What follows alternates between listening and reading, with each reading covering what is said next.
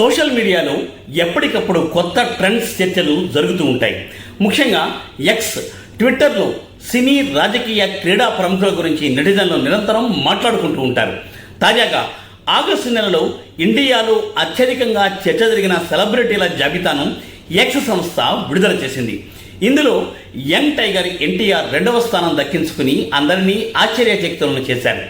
ఈ జాబితాలో ఎప్పట్లాగే ప్రధాని నరేంద్ర మోదీ అగ్రస్థానంలో నిలవగా, ఆయన తర్వాత ఎన్టీఆర్ నిలవడం ఆయన క్రేజ్కు నిదర్శనంగా అభిమానులు భావిస్తున్నారు. మరి ఆగస్టు 14న ఎన్టీఆర్ నటించిన వార్ 2 చిత్రం విడుదల కావడమే ఈ భారీ చర్చకు ప్రధాన కారణం.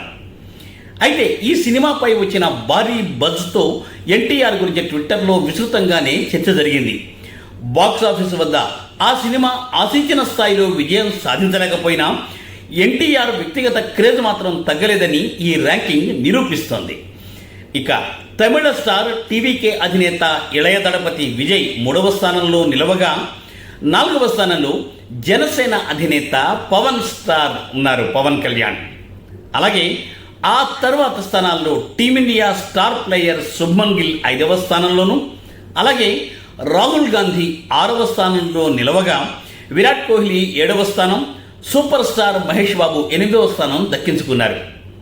ఇక మహేంద్ర సింగ్ ధోని 9వ స్థానంలో నిలబడితే, సూపర్ స్టార్ రజనీకాంత్ 10వ స్థానంలో ఈ జాబితాలో చోటు దక్కించుకోవడం విశేషం.